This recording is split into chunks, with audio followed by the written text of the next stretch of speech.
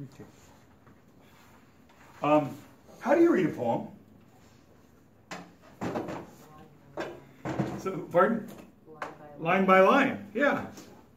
And I mean, I know that sometimes people somehow get it in their head that poetry is harder than other kinds of reading. But the thing about poetry is it is connotative, meaning it wants you to think about feelings and associations. And if you look at one word and I look at another word, we think one word in one line is more important than another word. It doesn't mean I'm right and you're wrong. It just means that we're putting together different systems of meaning. So let's just look at this section here. Now, a little bit of context. What was September 1st, 1939?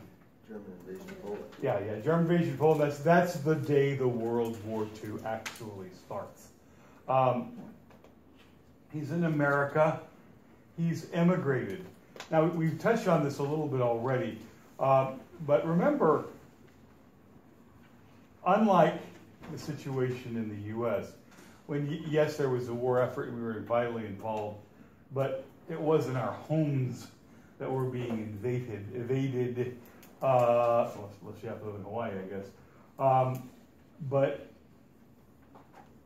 So virtually everybody became involved in the war effort in one way or another. Obviously, most of the men who were of service age went into the military.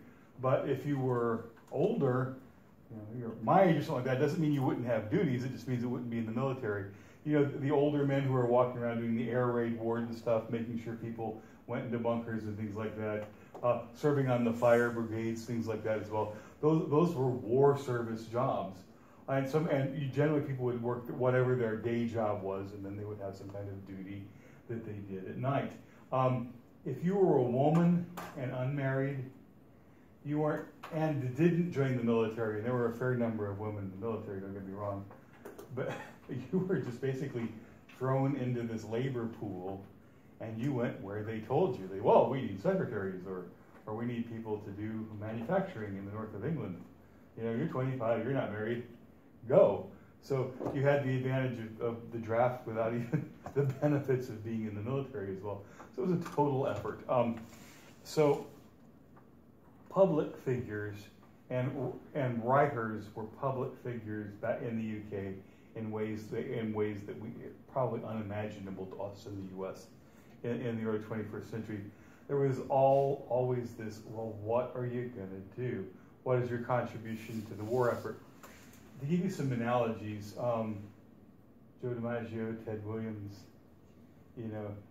people like that. These names may or may not mean anything to you, but these were the top baseball stars of their era.